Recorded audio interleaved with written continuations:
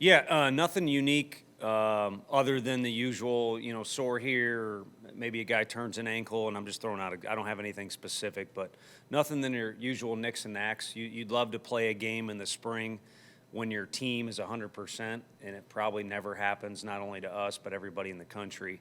But fortunately for guys like Booker with a foot injury, C. Scott, Jared Dickey suffers a minor fracture in his hand. And then some setbacks we had, really a lot of them stemmed from guys just not being able to stay on the field with that rash of illnesses we had in the semester. Right now, most of that is behind us. So we feel good about the fact that we're out there, everyone's present on day one today, but we also have a sense of urgency that we've got a lot of work to do. With Halverson, I know you've spoken about him in radio interviews and whatnot. Seems like he's doing fine. Is he on a load management type of deal, or how full go is he at this point? Yeah, no more than the other guys. I think with he and Joyce, both of them have not pitched competitively in quite some time, and they have faced hitters. About a week ago is when it would be, and then they'd throw again in the scrimmage tomorrow. So we'd be foolish, they'd be foolish if they didn't say they need to kind of get a little cozy out there with some outings. But otherwise, those guys have utilized the free time that they've had. And it's tough when a young kid gets injured, but I think most coaches nowadays try and spin it and realize, okay, if you can't do this, it stinks, but it does mean you can dedicate more time to this. And both those guys have just been on a mission literally from the instant they had an injury and had the few moments of being emotional about it and then just gotten after it. And they're two as physical of pitchers as you're going to find in the SEC, and I think that's going to support their health.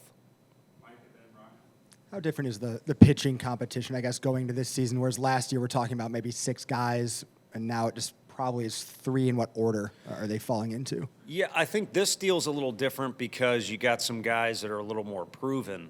Blade was sore at the beginning of last year, and it just opened up the door for a lot of guys that, I don't know, you'd call them wild cards, but, this time of year, maybe 2 weeks a little closer to the season a year ago, or like, I guess we're going to lean on these freshmen pretty good. And any coach, any sport, you're going to have at least a cloud over your head or a bubble over your head of different thoughts, like which way is this going to go? How's he going to handle pressure situations and things like that?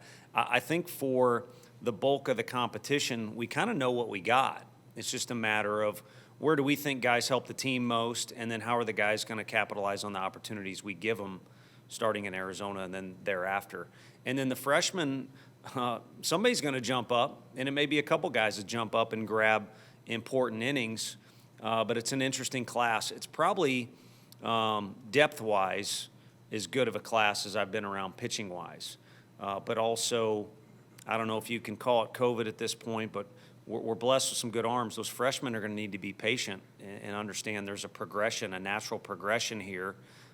Dolander's a good example. Last year, he had a great year. You look at his freshman year, like most freshmen, he needed to go through some things and learn some things. So the bulk of the guys are experienced. We'll find out where we think they fit in. And then the freshman class is just going to be fun to work with.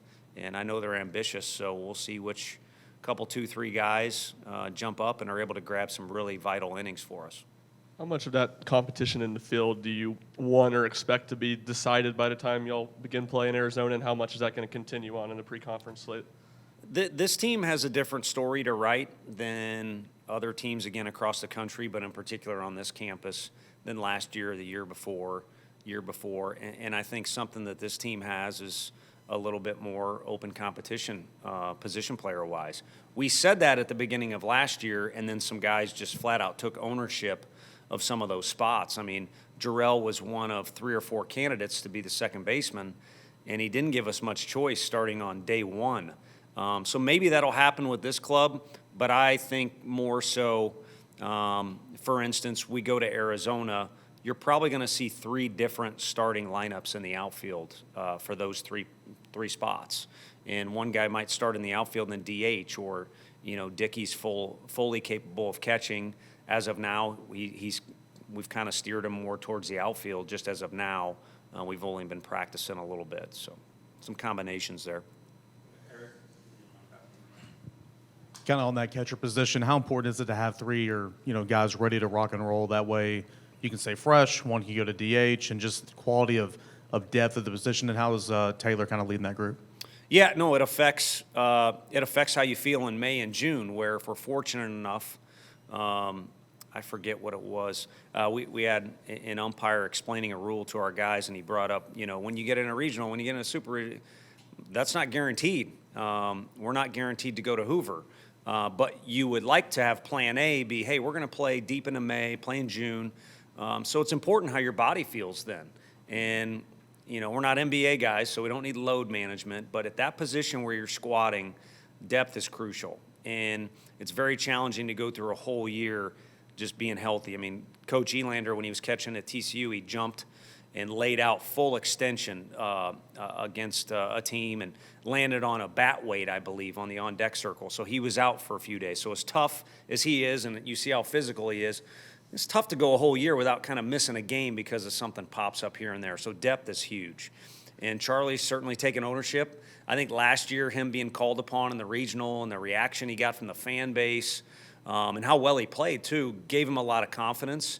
And he's ridden that horse, so to speak, to start off this year and take some ownership of that position. But by no means is he our starting catcher on opening day. But he will be, he will start in Arizona at some point. I feel confident in that. Following up about the catcher position, just how would you handicap those guys you have in there, and what sort of statement of confidence in that room is it? Do you feel good about Dickey playing in the outfield? Yeah. Is that a golf term, that version? I don't even know what that means in golf, and I don't think I want to know, because then I'll start playing golf and I'll be mad that I stink, and you guys won't ever see me again. I'll be practicing. But no, I think you got a unique – that's what we want, is when you recruit, kids should want to be challenged. They should want competition. But it's kind of better if, for pitchers in particular, hey, if a guy does well, he's going to play. And at that catching spot, you can only have one guy, but we like to use two. We started out using Landon Gray and Pavoloni. Well, you got guys like Jared Dickey who can run, he can pinch hit, he can play the outfield. He's gotten better behind the plate.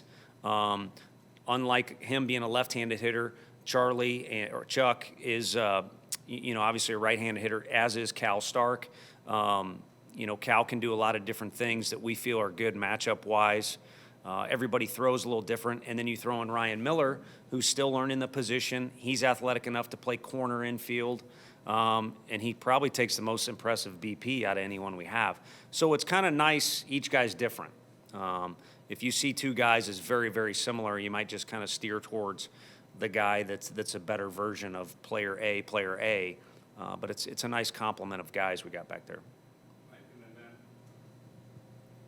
Tony, a couple years ago it was kind of Chad Dallas. Last year, Drew Beam, just guys that you came back after the winter talking about it as having a big role. Anyone like that standing out right now? I just like you'd like to think the younger guys are more eager with their work ethic and almost kind of overdo it. They hang out in the cage for an hour and a half when it's kind of like time to go home after hour one.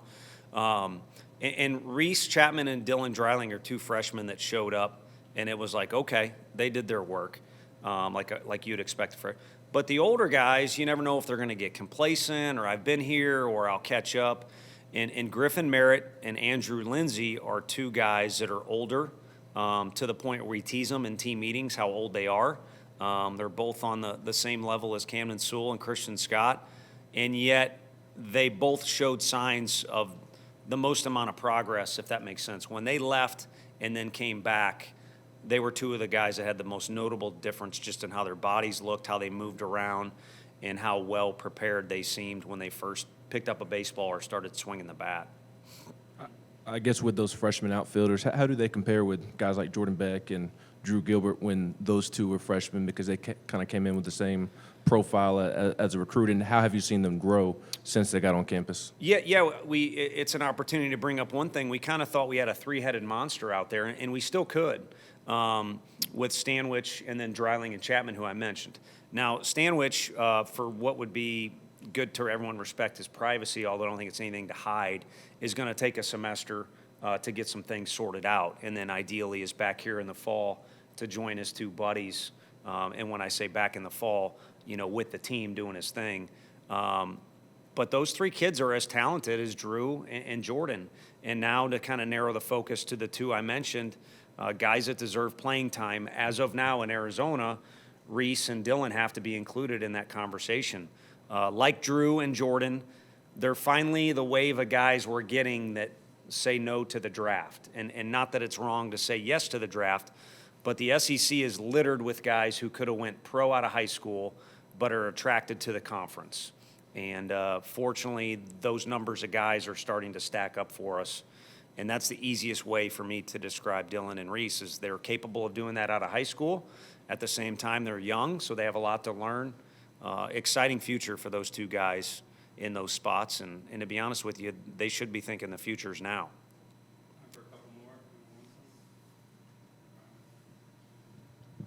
Just all the new guys on this team and new players playing big roles. Do you worry about trying to find an identity, or is that something you just expect to come naturally over the course of the season? Yeah, I worried about at the first pitch banquet not remembering someone's full name. So we had them take the microphone and they introduced themselves, and that was an awesome event. I guess this is a decent opportunity to thank everybody that came because we're outgrowing each building we go to each year, and we were in a huge space this year on campus, a beautiful spot in the Union, and we maybe have outgrown that. So pretty cool.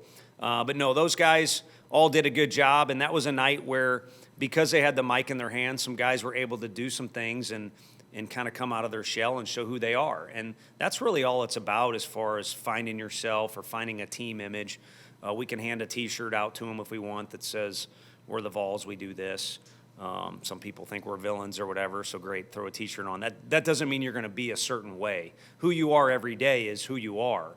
And I think there's a noticeable difference in some of those guys the second semester. They realize when Frank says this, he's not only teasing you, but he's kind of getting a point across that this is an area you need to get better. Or if I kind of bring a guy up in a team meeting with a joke included, it might actually be my way of praising him or saying that he should be confident in this area. You know, just different examples are not easy to illustrate. They're going through my head. So day in and day out, they just need to become comfortable. And this team is this team. And I like the unique challenges this team has that are different from the 2020 roster. And, I bring that up. The 2020 roster, I don't know where they had us, but that was the only time I've been a part of a team where we're like, we kind of got something that no one knows yet. For instance, Crochet, a guy that can go straight to the big leagues. That team would have been deserving of a really high ranking.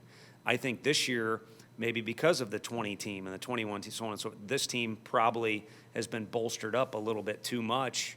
And we need to center our attention on not, do we fit in that top crop? Well, first of all, you're not going to know till conference play anyway. But start channeling our energy to who are we, what do I need to do for us to be the best version of us, and we're right in the middle of that deal. Lost some leaders from last year's locker room, and I know it's early and you did have fall, but has there been any kind of leaders emerge and kind of take ownership of that role? Yeah, I don't know what Griffin will do, and I don't look at the internet stats other than if we're kind of trying to make a certain decision or stuff. We got our own little group of stats that we do, probably like Coach Barnes does, stats that maybe aren't even on the ticker tape in the arena. So, having said that, regardless of what he does, I'm astounded at how quickly he became a leader when he wasn't even here last year.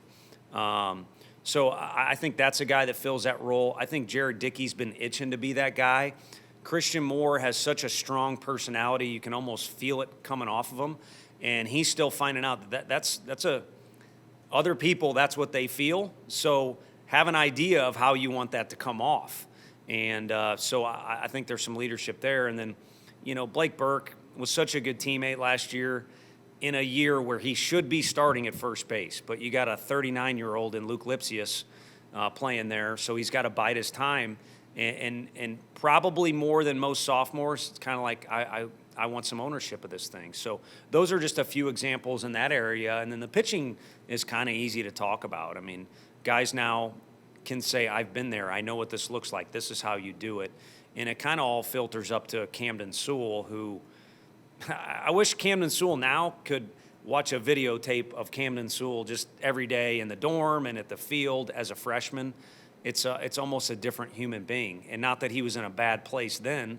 He contributed for us and was a great player, great teammate. But now it's a deal where you almost kind of feel like including him in some of the coaching staff meetings, not all.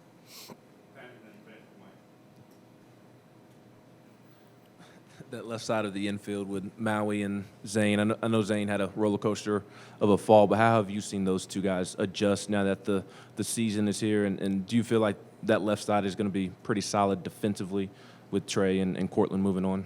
Sure. Well, you got the young in there, and you'd like to think up until a certain age, you don't have to deal with real life crap. You'd like kids to be protected and shielded from some things. And certainly not his fault, just a bad set of circumstances for Zane where this happened, then he gets sick and he has time away and all this while he's trying to transition into a new environment. So it's so awesome to just see a smile on his face and kind of become one of the guys is probably his main goal right now because he can swing, he can play defense, he knows the league. Now his body is kind of where it needs to be with Coach Q. Again, a couple illnesses is a setback and time away last semester, but he had to deal with stuff that even an adult shouldn't have to all in one semester. And I got to think if anyone's eager to be out there on the field, it's him. And then Maui, is a super lovable kid, and everybody knows he's highly skilled. But same thing, you're wrapped up in a culture and an experience for 2 years. You kind of feel like that's who you've become. And now you got to reverse it. It's one thing about the portal. I don't know if I should say this, but sometimes you got to take everything into consideration. Maybe the grass is greener on our side in his instance because there was a coaching change, but you don't just step on a campus and just because you're a good player, all of a sudden, bam, here I am. There's some time, and again, refreshing to see how he interacts and how he goes about his business with some of the things we do as opposed to first semester. And not that he was doing anything wrong, and he's certainly well schooled by Coach Price's program coming in here, but it's a new environment, and those two guys need to reflect what we got going on, and they're starting to do that. How important was that NCAA vote to make that volunteer assistant eventually a paid position, and how overdue was that to happen? Yeah.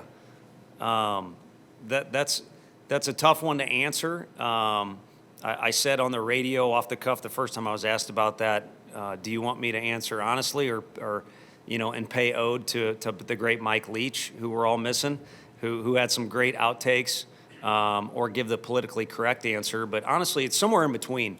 It's so great for the NCAA to step up and realize these guys need benefits and they need security health-wise, and then they're putting out in just as many hours as all the other coaches. So for them to be compensated the right way is huge. And then I probably got different jobs because of recruiting stuff. And if you're not allowed to go recruit, how can you move up the ladder? There's only a few ways to do it. So really great for the individuals that will be hired across the country. And then even at a mid-major, if they can't pay that guy, you could still fill a role and give a young kid an opportunity to prove himself. Like I might have, without luck, I would have been in that situation. So there's a ton of great things that come out of it. And then there's always two sides to the argument. It'd be great to have an additional coach. So I've gotten emails. Some people that are in baseball don't even realize yet the volunteer position will go away and a full-time position will be added. It was kind of worded in a quirky way in a lot of articles that came out when that first happened. Hey, this guy's now going to switch into that. Well, that's not how it's going to work. Everyone's going to get an opportunity to hire somebody, and then the volunteer position, for some good reasons and some, like I said, you'd love to have an additional coach, will evaporate. Thanks, Coach. Thank you all.